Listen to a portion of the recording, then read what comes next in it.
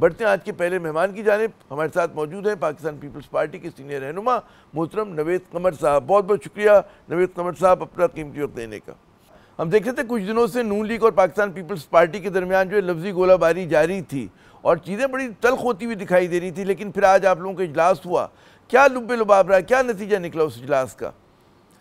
देखिए, आज कल हमने नेशनल असेंबली में अपना एहतजाज जो रिकॉर्ड किया था, जो सीएम पंजाब ने तल्ख बातें की थी अपने फैसलाबाद के जलसे में, उसके बारे में और बाकी जो सारी चीज़ का बैकग्राउंड था।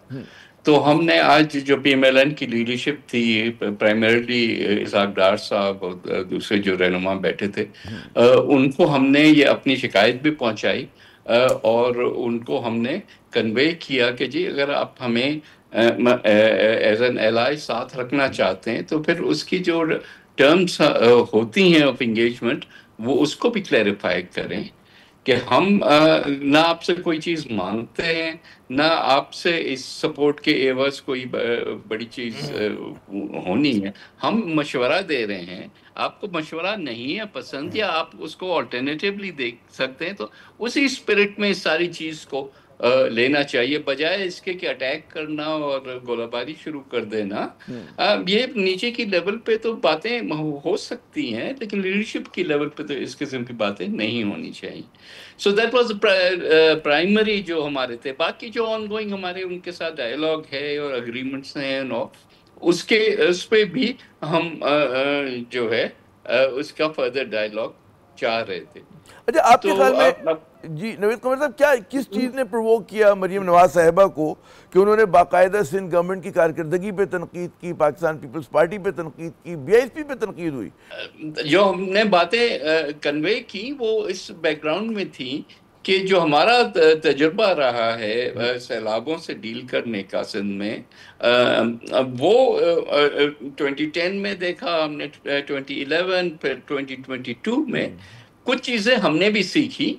उसके बेसिस पे हमने कहा कि हमारे हिसाब से बेस्ट तरीका ये होता है लोगों को फौरी तौर पे रिलीफ देने का, कि बजाय इसके कि हम जो है वो अपने कारिंदों के थ्रू और बोरियां भेजें और सामान भेजें, और ये लोगों के अगर डायरेक्टली अकाउंट्स में पैसे आप भेज सकें तो वो खुद अपने आप को बहुत जल्दी रिहेबिलिटेट करा सकते हैं। फिर हाउसिंग का भी है एक तजुर्बा जो सिंध में इस वक्त स्कीम चल रही थी 2022 के सैलाबों के बाद, वो भी दुनिया में एक सक्सेसफुल मॉडल करके देखा जा रहा है कि जहां आप सैटेलाइट के बेसिस पे देखते हैं और लोगों को फिर किस्तों में, जैसे जैसे स्टेजेस मुख्तलिफ होते हैं, प्लिंथ और फिर रूफ और वॉल्स, तो उसके हिसाब से आप पैसे देते हैं। तो हमारे मशवरे उस बैकग्राउंड में थे, वो ये नहीं थे कि भाई आपके ऊपर हम जो है तनकीद कर रहे हैं और कह रहे हैं कि आपको नहीं आता और हमें सब कुछ आता है।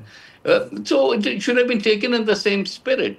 वही हमने डार साहब को भी कन्वे किया। भाई ये भी डिस्कशन हुई कि अगर हमने बीएसपी के थ्रू करना है, कोई रिलीफ देना है, तो वो कहाँ से आएगा, वो फिजिकल स्पेस कहाँ पे आएगी। वो ऑब्वियसली उनका ख्याल था कि प्रोविंशियल गवर्नमेंट को ही फंडिंग करनी पड़ेगी क्योंकि फेडरल गवर्नमेंट के पास कोई स्पेस नहीं है। तो विच इज फाइन, हम ये सारी चीजें डिबेट कर सकते हैं और फिर उसको इम्प्लीमेंट तो उन्होंने ही करना है ना, हमने तो वैसे भी वो वफाक का प्रोजेक्ट है ना वो। लेकिन लोग ये कह रहे हैं, जो तज्जियाकार हैं, कि झगड़ा इस बात पर है कि जी वो जो आप सैलाब ज़दगान की मदद होगी उस पर किस सियासी जमात का या किसका चेहरा होगा। ज़ाहिर है कि नून लीग चाह रही है कि जी उनके शौक़ भी है कि हर जगह उनकी तस्वीर हो, शरीफ ख़ानदान की बात हो। ज़ाहिर है पीपल्स पार्टी भी चाहेगी कि जी बेनज़ीर इनकम सपोर्ट फंड को जो है उस प्रोग्राम को इस्तेमाल किया जाए। तो ये लड़ाई इस बात पे तो नहीं है कि जी देखिए ब्रांडिंग की बात नहीं। एक सेकंड आमिर, इस साल आपको पता है कि बीएसपी का जो फंडिंग है आईएमएफ के कहने पे, जहां आईएमएफ सारी बाकी चीजें काटने की बात कर रही है, वहां आईएमएफ ने कहा है कि इस प्रोग्राम को एक्सपेंड करो और इसकी फंडिंग करो। तो आपने देखा कि अच्छा खासा एक 716 अरब है मेरे ख्याल में जी एडिशनल फंडिंग हुई है हमारे इस फेडरल गवर्नमेंट की बजट में। और फेडरल गवर्नमेंट भी तो इन्हीं की है, पीएमएलएन की है ना, हम तो नहीं है उसमें। आपने क्यों की? इसलिए की क्योंकि एक ट्रांसपेरेंट सक्सेसफुल प्रोग्राम, आप उसका नाम तब्दील करना चाहते हैं या अपनी ब्रांडिंग से कोई चीज करना चाहते हैं, तो खैर दैट्स अ पॉलिटिकल, लेकिन इट्स अ हाँ। पेटी इशू ना। हम्म। मेन इशू तो ये है कि लोगों को पैसे पहुंचाओ और ट्रांसपेरेंटली पहुंचाओ, फौरन पहुंचाओ। अच्छा, मुझे मुझे उसमें मुझे कोई ना मुझे कुछ। गाइड करें। बात मेरी जैसे कहते हैं कॉमिक एक्सपर्ट से गप हो रही थी, उनका कहना है कि जी इस प्रोग्राम में एक झोल ये है कि कोई ग्रेजुएशन की वो नहीं है, हद नहीं है, यानी कि आप थोड़े से पैसे दिए चले जाते हैं, वरना अमूमन जो होते हैं यूनिवर्सल क्रेडिट होता है, बरतानिया में, अमेरिका में इस तरह मदद होती है, एक उसकी वो होती है कि 6 महीने तक करेंगे, 4 महीने तक करेंगे, उसके बाद लोगों को अपने पैरों पे खड़ा करेंगे। तो लोग इसके जो मैकेनिज्म है, इसके जो तस्वुर है उस पर आमिर, जी। अगर इसको इस पर्सपेक्टिव में देखा जाए, अनफॉर्चुनेटली हमारे यहाँ पॉवर्टी लेवल्स जो हैं वो कम नहीं हो रहे, बढ़ हाँ। रहे हैं। एंड सेकेंडली, इस वक्त गवर्नमेंट का कोई भी ग्रोथ का प्रोग्राम नहीं है कि जी यहाँ से लोग ग्रेजुएट होके और फॉर्मल सेक्टर्स में एम्प्लॉयमेंट उनको मिले। तो unfortunately we will have to keep on supporting people. लेकिन उसके साथ साथ ये भी देखें कि ये जो बाकी प्रोग्राम्स हैं बीआईएसपी के, not just direct cash transfer, वो सब एम्ड इसी पे हैं कि जी उनको कुछ थोड़े से पैसे मिले, वो कारोबार शुरू करें, जैसे माइक्रो फाइनेंस करता है, कि कोई केटल ले लिया, कोई सुइंग मशीन ले ली, इस किस्म की। तो those are part of this.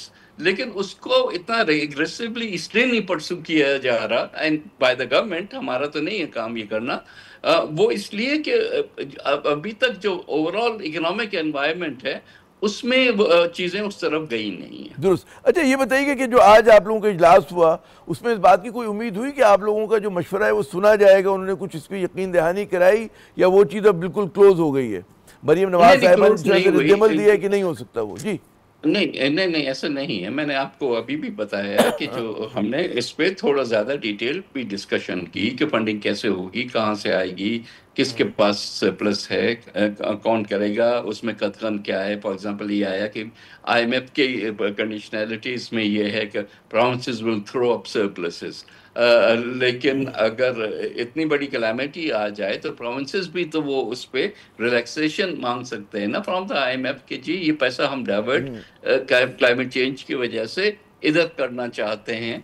And so it is not possible for us to throw up, या ये कि हम यहाँ से सरप्लस दिखाते वहां से हम लोन लेके फिर वही काम करें, तो that doesn't make any sense ना। अच्छा, एक और तस्वुर है जो आपके अपने जो हमदर्द हैं पीपल्स पार्टी के, वो कहते हैं जी नून लीग का जूनियर पार्टनर बनना हमें महंगा पड़ा है। उनका कहना है जी पंजाब में जो वज़ीर आला हैं मरीम नवाज साहिबा, बिल्कुल आपकी पार्टी को स्पेस देने के लिए तैयार नहीं। उनका बड़ा जारहाना अंदाज है, वो बिल्कुल अपनी डोमेन समझती हैं। तो इस पर आप लोगों का ये जो मतलब है कि नुकसान नहीं होगा ज़रा सा आगे चलकर कि आप लोग उस तरह से काम नहीं कर पा रहे, आप मुखालफत नहीं कर पा रहे, आप अपना एजेंडा परसू नहीं कर पा रहे मोस्ट पॉपुलस प्रोविंस के अंदर पंजाब में? जी। ये बात दुरुस्त है, I am not denying it कि वो वाली स्पेस जो हम सोच रहे थे कि हमको मिलेगी एज अ पार्टनर, वो तो खैर बिल्कुल भी नहीं मिली। Those doors are completely closed for us.